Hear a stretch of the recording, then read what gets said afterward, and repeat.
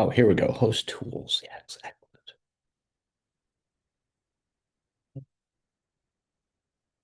I'm sorry, I seem to have had the waiting room set, and that caused me to only recently admit like one or two of you. So sorry about that. Time to start up. Hopefully your day is going well. I am just sitting here in Minnesota, and yeah, things are good. I'd love to start with any questions that you might have relating to past material, recent material, or anything for that matter to get us ready for today's class, where we're going to sort of finish up our concept of interactions, and in particular, interactions between two quantitative variables, and then even self interactions, and then move forward into the partial F test, which is a way of checking whether some, but not all of the variables in your model are statistically significant. You know, like a subset of these. Are these necessary, or can we get away with only a subset of them? Okay, so with all that in mind, uh, any questions before we start up?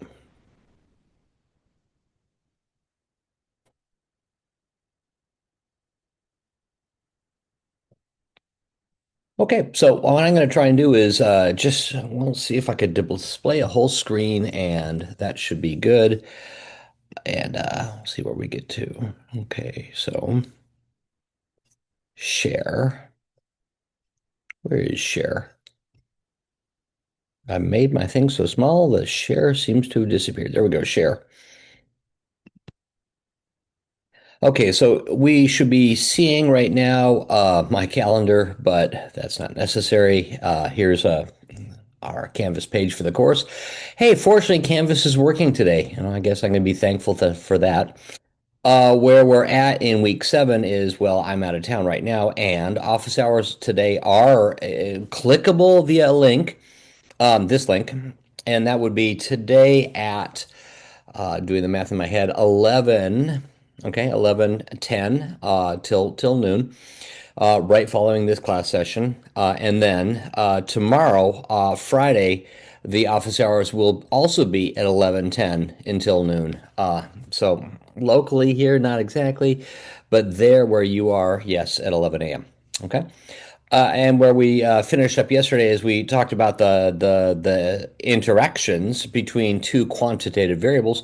I'd love to finish that up. That's where I said I'd be starting, and so let's dive right into that. And again, unmute and let me know if you have any questions about how what's going on. So one way of graphically trying to represent an interaction between two quantitative variables really is like is displayed in the graph here. What we really can see is for any given level of one of the x variables, it looks like there's a linear relationship between the other x variable and then the response. I'm going to see if I can emphasize that by drawing something in green.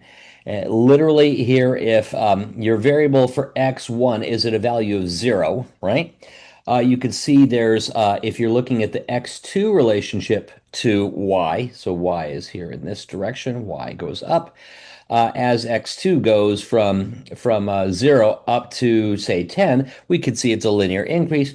But if x1 is at a different value. And so what value? Maybe let's pick one, two, let's go with a 5 right there. If x1 was 5, we see there's still a linear relationship relating x2 to y, but it's with a steeper slope. This is what our profile graph of last time allowed us to emphasize. Literally, what we said was, okay, well, what if you choose a value of, say, x2? We could set x2 to be low, like 4. You'd see the x1 relationship to y.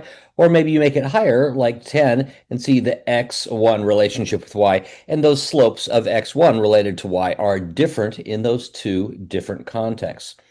So I think graphically, that's sort of the best way we can really show that is it's essentially bending a plane. And you're bending the plane in such a way that you have a straight line relating either one of your x variables to y, okay, for the other x variable being held at a fixed value. So that's why yesterday, or I should say last time, we were able to say, oh, well, what if it was the year 1900?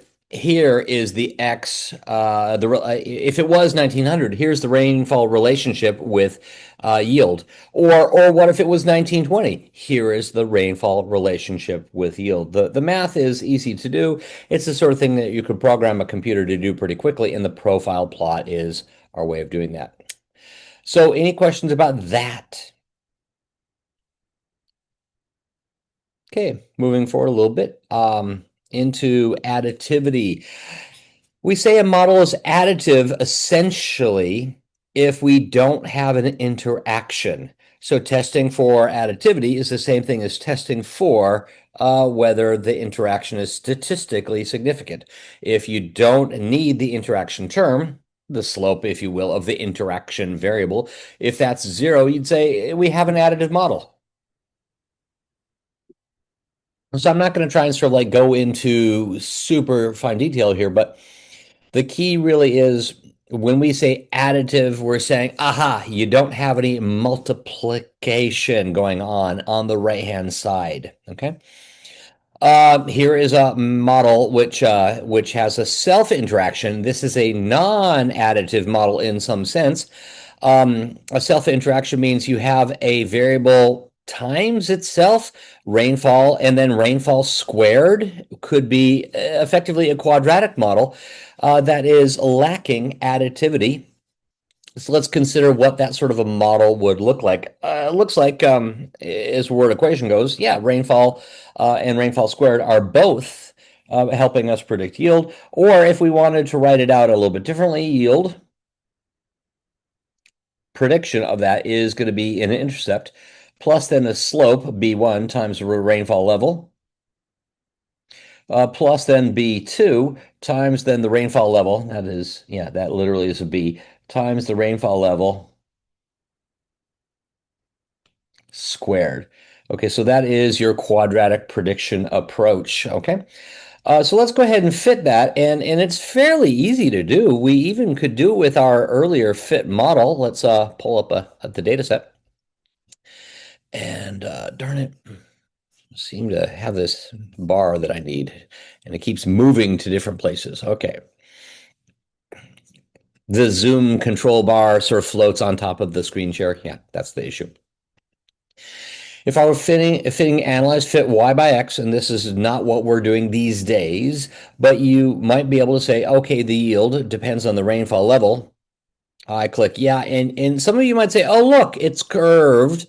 I wouldn't want to fit a straight line. I would want to fit a curved line. You might have spotted that fit polynomial is an option. I could fit a quadratic model. And you might even wonder if that model is statistically noticeably better than the linear model. Well, we've got in our quadratic model, darn it, there we go. In our quadratic model, we have the analysis of variance of the model as a whole says across either rainfall level or rainfall squared, does at least one of those terms help us? And the answer seems to be yes. And here's how I'm going to sort of interpret these parameter estimates, these t-test estimates, and this is clearly centered. We wouldn't need to center it, but it is sort of a nice touch in many contexts. It emphasizes the squared nature of things. Relative to the average value of rainfall, which is about 11 here, what is then the average value of rainfall? What is the curvature term here? And I'd say, is there an intercept? Yes, there seems to be a non-zero intercept. If the value of rainfall and rainfall centered squared are both zero, then we would have some yield. Okay. Is there a general positive trend above and beyond the curvature term? And here's where centered actually is helpful.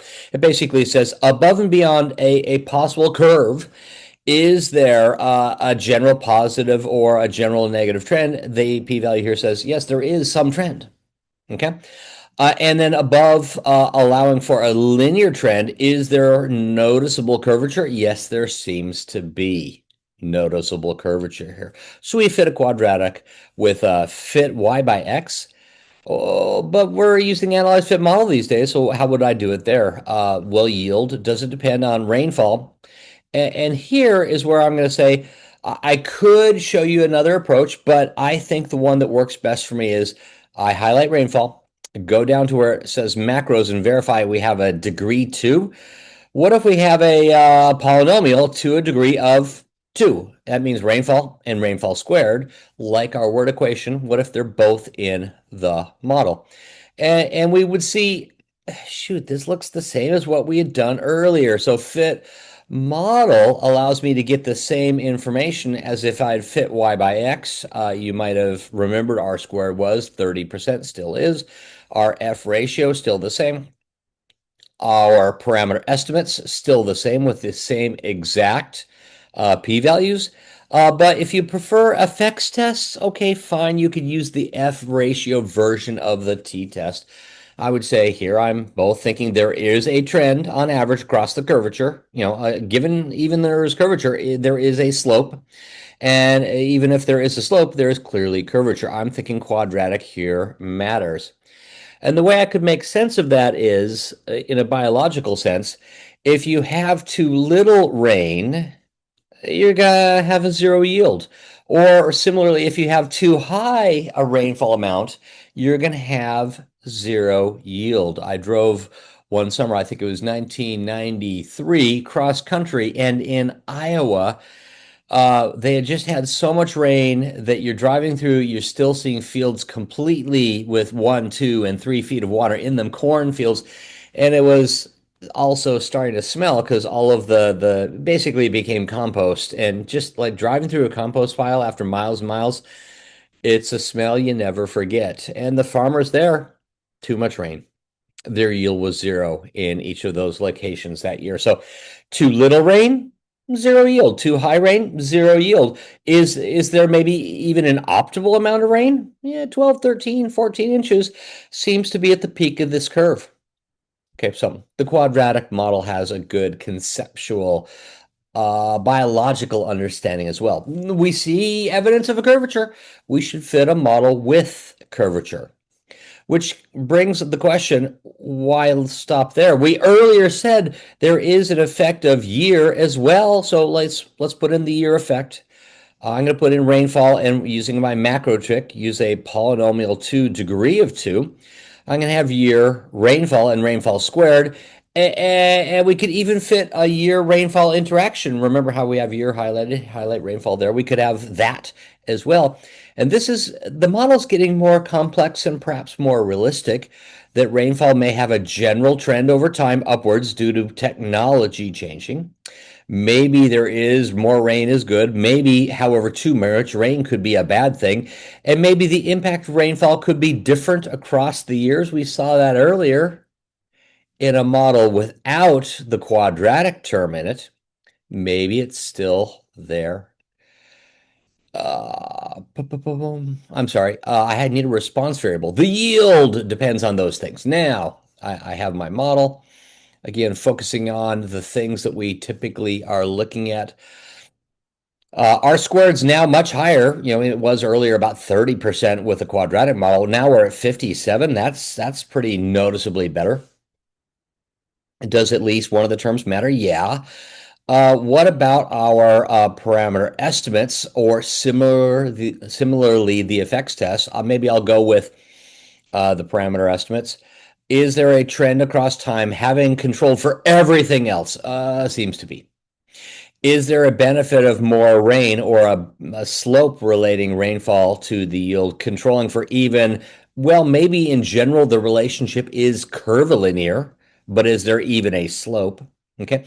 And allowing for the effect of rainfall to be different across the different years. In the average year, is there an effect of rainfall? And the answer is yes.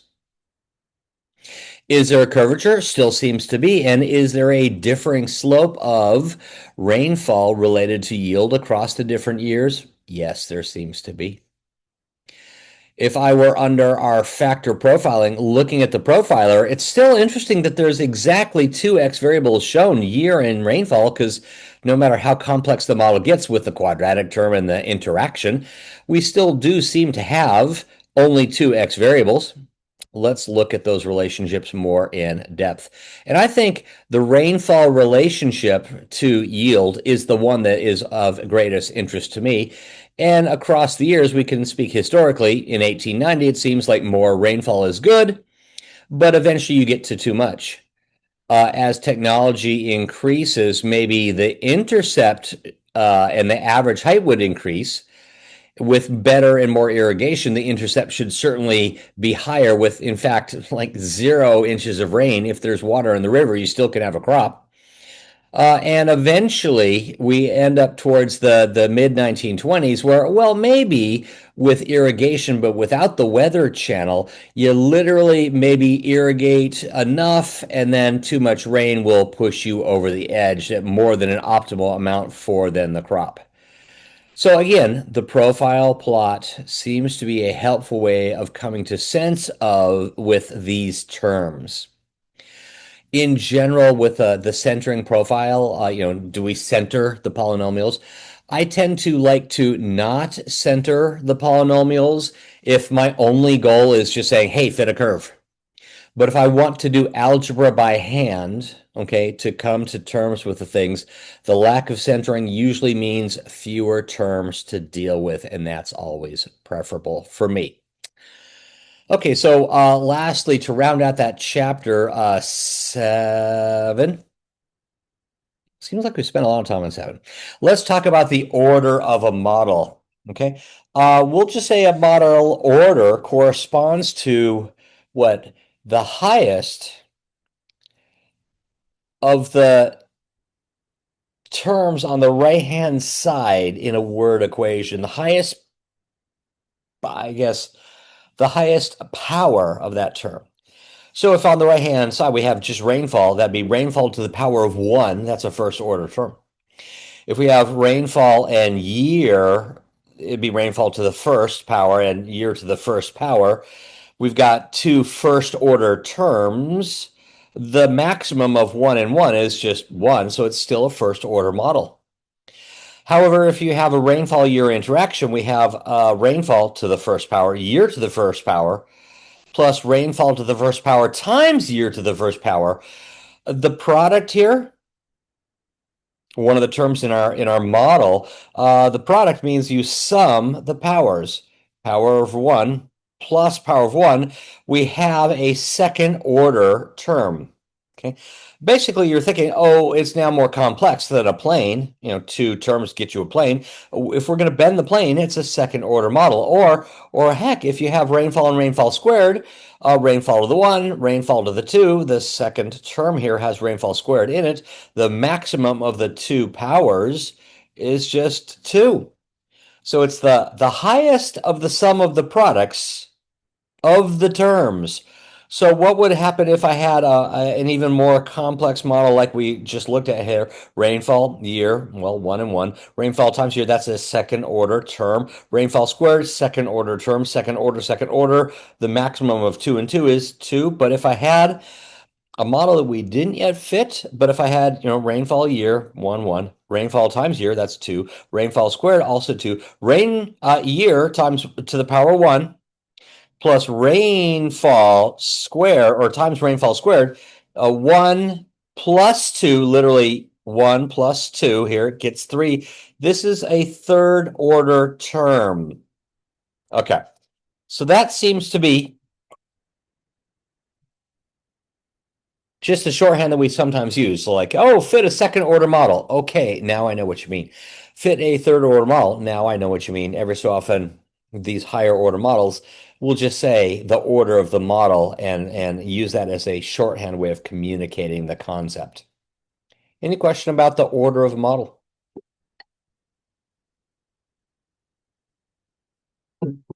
Okay, so let's move forward into doing a partial F-test. And I'll switch gears with the partial F-test. And let's look at a different data set than we had looked at earlier. I know, a different data set than earlier today, but one that you've touched on a little bit. When we first started going down the path of sequential sums of squares, we had the air pollution and mortality data set. And we saw, hydrocarbon, okay, nitrous oxide, sulfur dioxide, or sulfur, yeah, sulfur dioxide compounds. They may relate to the mortality here, but there's a whole bunch of other variables like precipitation, humidity, January, July temperature over 65 houses. I'm just going to fit a very large model for the moment. This is not what I'm saying a real analyst would or should do, but for the purpose of demonstrating the method, I'm going to say, well, what if I fit a model where mortality maybe depends on everyone out there? So rather than hydrocarbons, nitrous oxide, sulfur dioxide, I thought earlier log hydrocarbons is the way to go. I'm just going to use the log 10 version of these. But there's one, two, three, four. There's a lot of variables here. And you're saying, but that's an uncomfortable number of variables. And the answer is yes, it should be. We'll tell you later a better thing that you could and should do. But really, I'm thinking here in our parameter estimates or in the corresponding effects tests, which should give me the same p-values. It looks as though there's a lot of things in black where you'd say, yeah, none of these things are noticeable. We've got a model where, this one, that one, two, three, four, five, maybe six of the terms are statistically significant. And it looks like there's one, two that are July temperature over 65 that might, oh, then education also might be statistically noticeable. What about the things with super high p-values? I've got like one, two, three, four, five, six. Six variables. Do I need any of those six? This is a situation where I would say maybe we could use what we call a partial F test. Literally, in this partial F test, what we're saying is you might not want all of the terms to be zeroed out, but should some of them be zeroed out? And I'm going to sort of write this out on a blank. Hopefully, I could find, well, do I have a blank slide? Darn it, I don't have a blank slide. I'm going to try and write this out, the null hypothesis, very clearly in the context of a large model. Maybe I should pull open a blank PDF. I can write on that.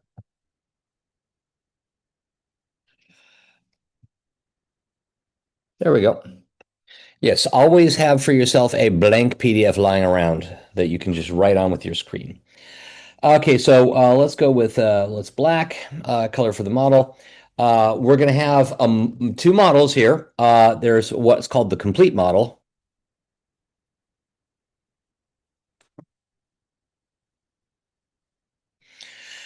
And in the complete model, I'm going to write it out as y is equal to beta 0 plus beta 1 x1 plus beta 2 x2 plus all the way up to um, beta g minus 1 times x g minus 1. So the g minus first response explanatory variable plus beta g x g.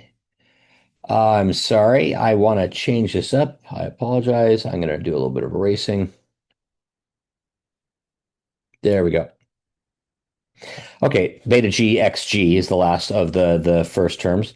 And now not erase, but writing. And I think I've got it here. Got a pen. Plus beta g plus 1 x g plus 1 all the way up to beta k x k. So that's a dot dot dot plus. Okay, so I apologize for that being a lot of symbols, but that's my complete model. And I'm just going to note here that the complete model has k variables. So I've got beta 1 to go with x1, beta 2 to go with x2, all the way up through beta k to go with xk. There are k variables in my complete model. We also have a reduced model.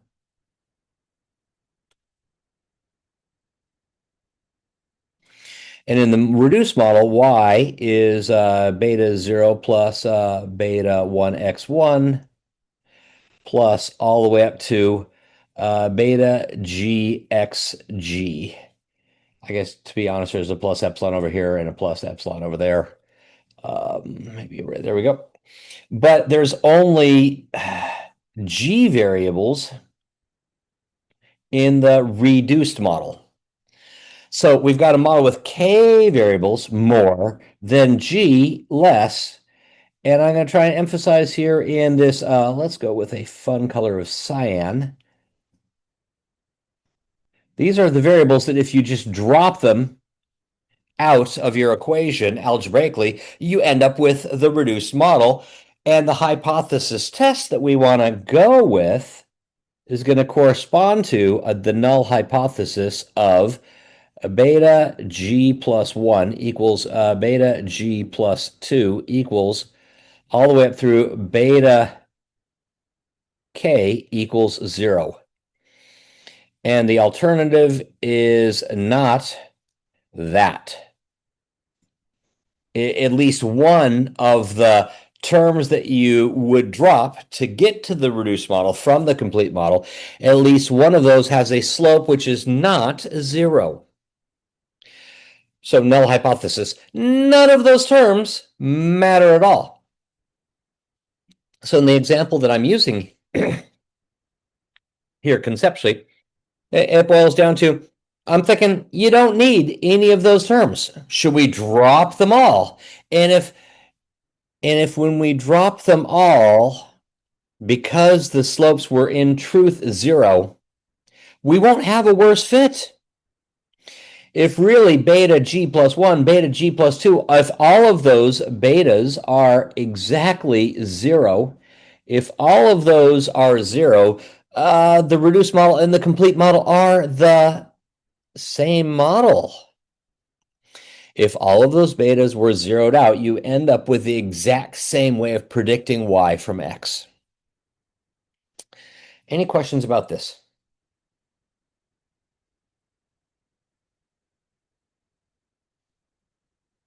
Okay.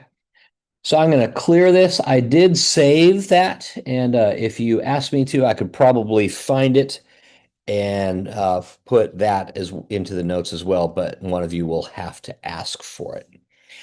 Okay, so my model, my way of tackling this is let's drop some, but not all of the terms. And I just put them in the order beta 0, beta 1, beta 2 to correspond to the x variables first are the ones you want to keep. And then the last of them are those that you're going to drop. I just did that out of convenience and out of tradition. Don't think really first, second, third, fourth, fifth. Just think the x's you keep are part of the reduced model. The x's that you get rid of are part of the complete model. And so we're going to define a couple terms here that we need for our hypothesis test, or the test statistic anyway. And the first term that I'm going to care about is the sum of squared errors for the complete model, SSE, with a subscript of C. So if you got all 15 variables, because we have 15 in our example, what is SS error? And I guess also mean square error due to the way we've defined our partial f-test f ratio. I'm going to sort of say, well, not just SS for complete, mean square for complete, keep that as well. And now also find SSE for the reduced model, the model that's smaller, the model with fewer terms in it. And our test statistic basically says, what is the difference of the two sum squared errors? How much worse off are we if we drop the excess terms? The terms that we drop out, are any of them worthwhile? And if the difference of SS error from the reduced model and SS error from the complete model, if that's tiny, If the difference literally is really small, it means those variables you dropped didn't really explain much of anything. So that numerator term in the F ratio here, the difference of those two sums of squared errors, if that is small, it says you're not worse off with the reduced model. On the other hand, if one of those variables that you dropped or a collection of them, like remember the poets and the legs, like with the poets in particular, if you have the two variables both in there, all of a sudden they can explain a lot. If by dropping maybe a poor and also house, if I drop those two variables and they have between the two of them a huge ability to explain, even though neither of them by themselves would explain anything, then all of a sudden the errors would be dramatically worse. So we're essentially comparing SS error for the two models. And is some combination of the models of the variables in the list of variables that we dropped, is some combination of those helpful? If so, SSE for the reduced model would be a whole lot larger. The explanation is a whole lot worse.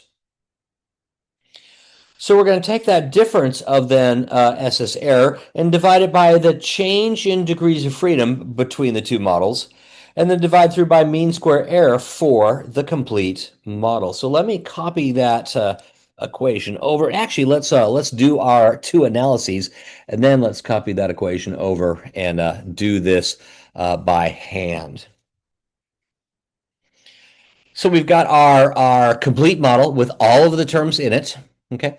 And I needed to keep track of the, well, something that isn't currently displaying under regression reports. I want the analysis variance because that's where I'm going to find sum of squared error and mean square error for the complete model, as well as degrees of freedom for error for the complete model. So with that in the case, let me maybe pull up that blank PDF and I'll start to copy some terms down.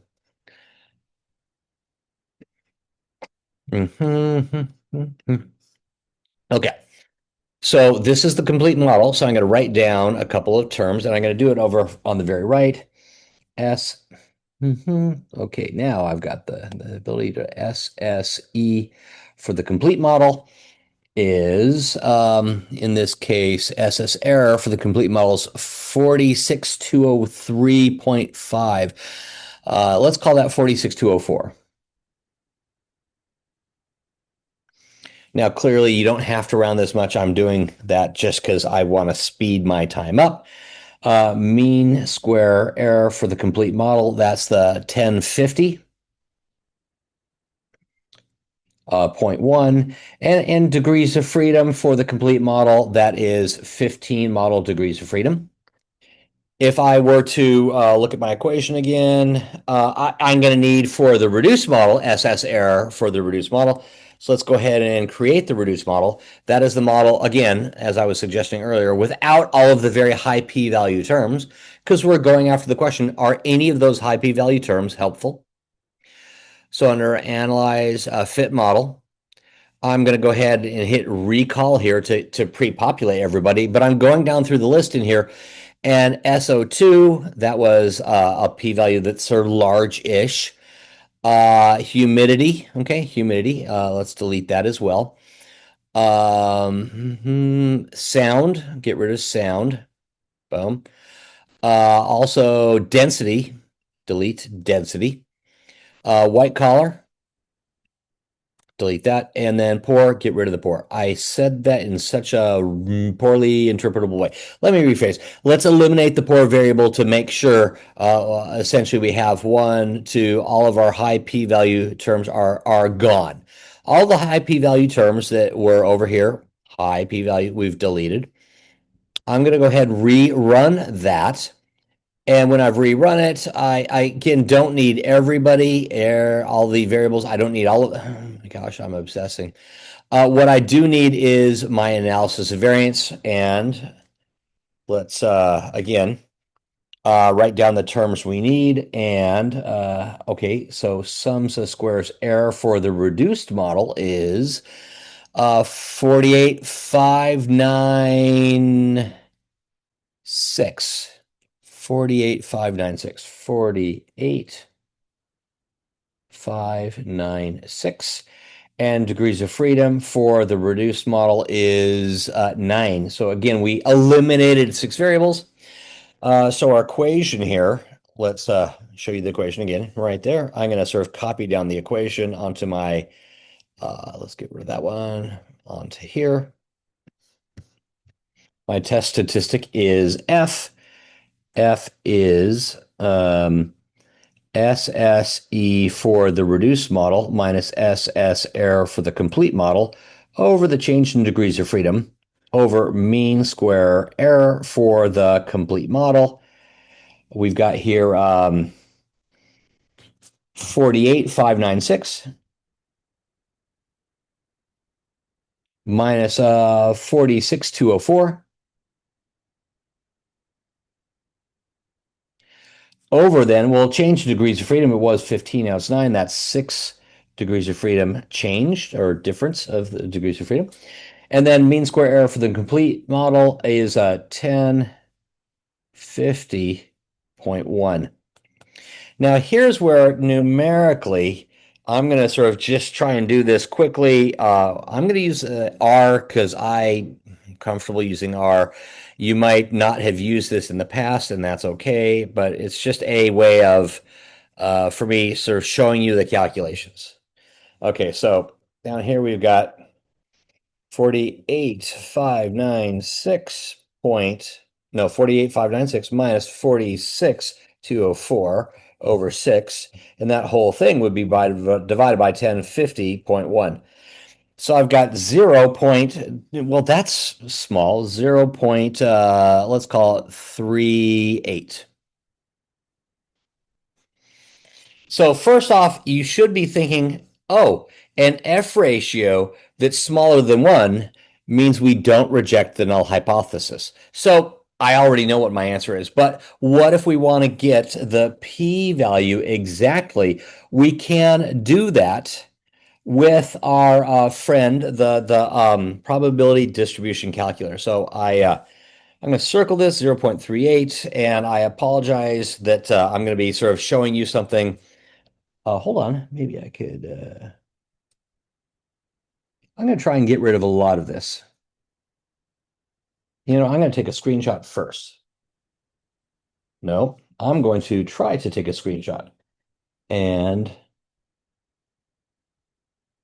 I seem to have. Okay, there we go.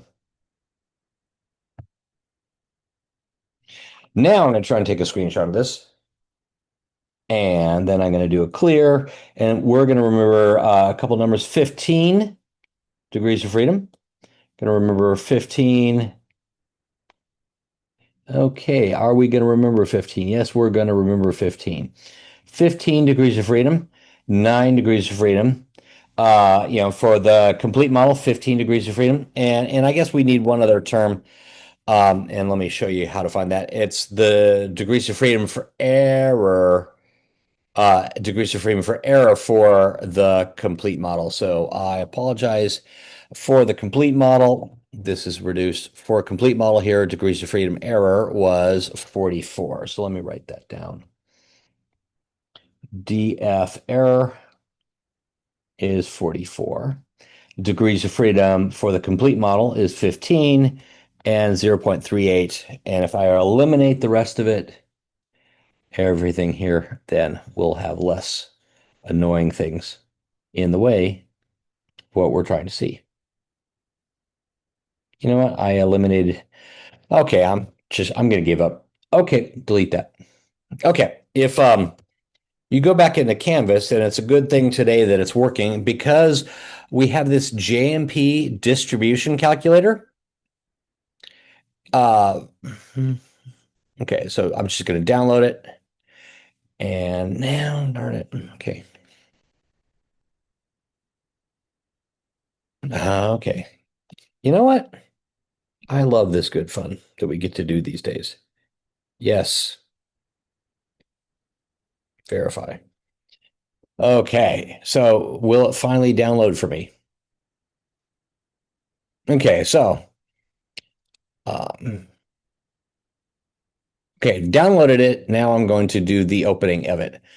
So if I open up this GMP probability distribution calculator, it shows you how, like with a T table, like with a Z table, or an F table, you can get your test statistics p-value. We've got an F ratio.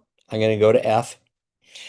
We had a numerator degrees of freedom. That is a degrees of freedom for the change in degrees of freedom between 15 and 9. That was 6 variables that were dropped. Denominator degrees of freedom was degrees of freedom for error in the complete model. That was 44. And that sort of tells me the F distribution, the shape of it. Numerator, 6 degrees of freedom were dropped between the complete and the reduced model. And the complete model's degrees of freedom for error is your denominator degrees of freedom.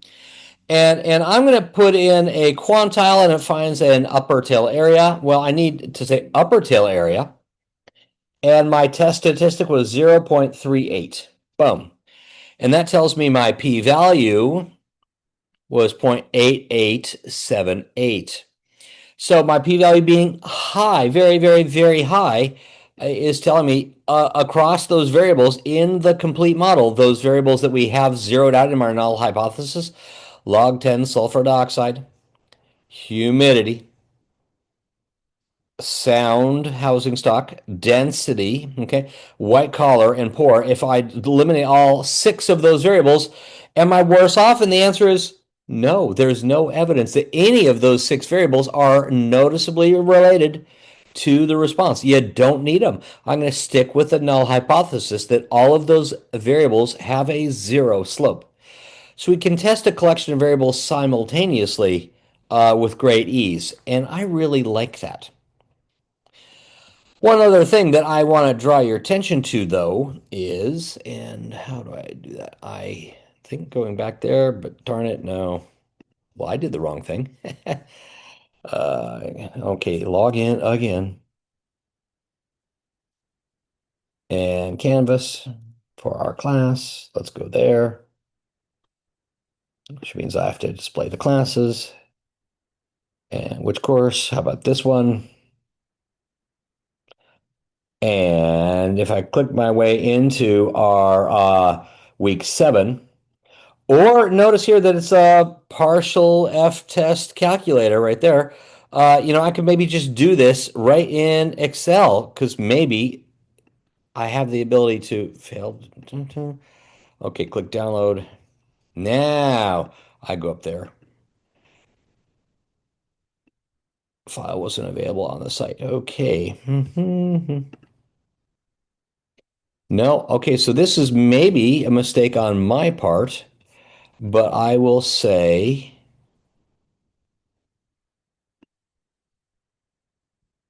I'm hoping it's still here, and I'm betting not here either. Yep, says no.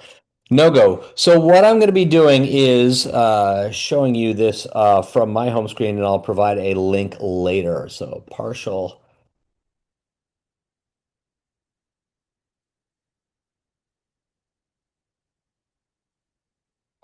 F test calculator.xl.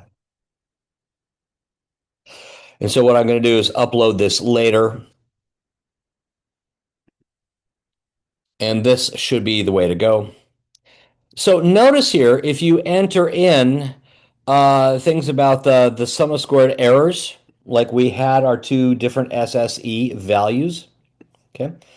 Let's go back and see what they were. So sum of squares error for one of our models, the reduced model was 46203. I'm sorry, that was the complete model, 46203.56. My reduced model, I reduced it differently in the example, but if I have the reduced model here. I'm going to rerun the reduced model because I should. Fit model, recall that that was our reduced model, and our reduced model has a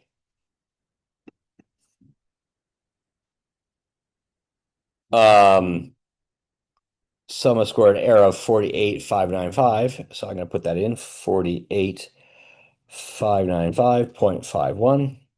Good. And for the degrees of freedom error for the complete model, fine, I had 44. Here we're as input, well, how many degrees of freedom do you have for the reduced model? Now 50.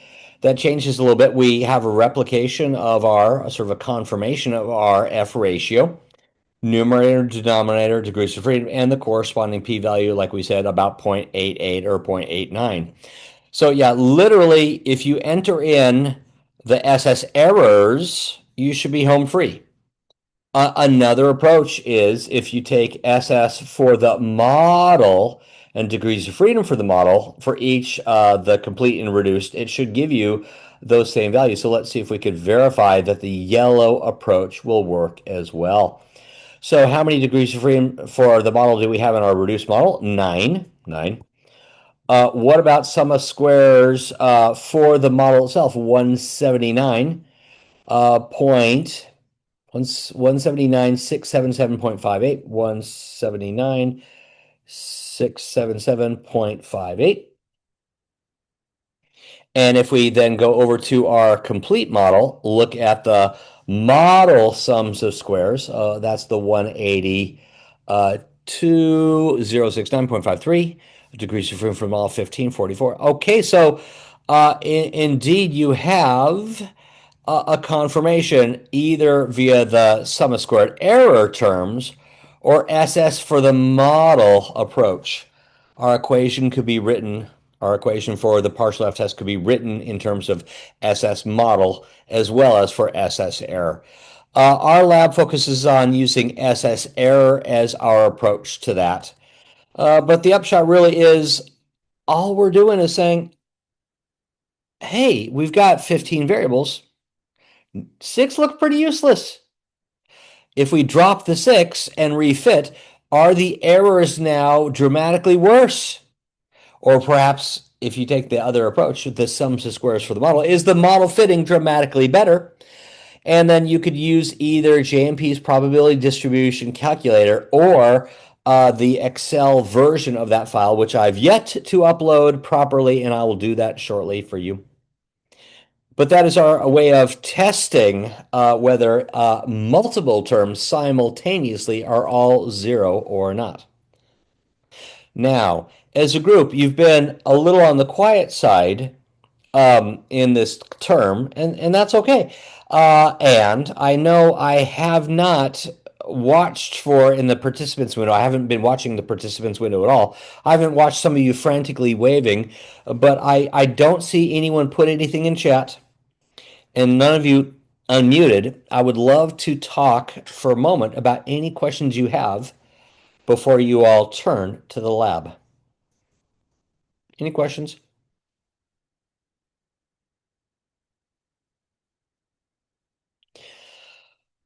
Okay, so what I'm going to do is then say, enjoy the lab. I can hang out here. If any of you have questions, that's fine. Last time, y'all tended to just log off and you were going to do something, and if that happens, I will be back at 11:10 for office hours, which would be a great place to tackle any questions that you have related to the lab activity, which some of you are going to go and do right away in your week 7 groups. So enjoy the next period of time. I'm hanging until y'all delete, or what do you call it, leave. But I'm certainly stopping the recording now. If I can find out how to stop sharing. Share. How do I stop share? There we go. Nope. Okay, I'm not sure. I'll figure it out. It's looking different to me today. Okay, here it is. Stop share. It's on a different screen. Cool.